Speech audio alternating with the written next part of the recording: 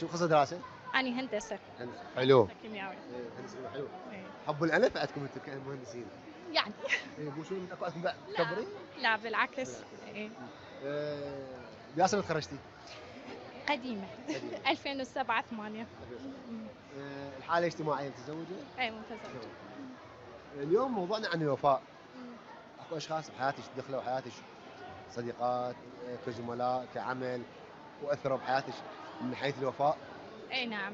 شلون؟ يعني صديقة عندي يعني دائما تشوفها وياي سبورت ودائما توقف لي فيعني وين راحت يعني هسه موجوده؟ موجودة. اي طبعا نتواصل. اقول لك وفائك اهتمامك بيه. اكيد هي يعني اكيد هاي الشغلات موجودة.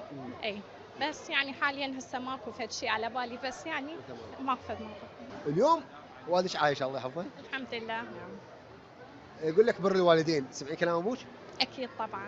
هذا سؤال عن الجرأة مالتين.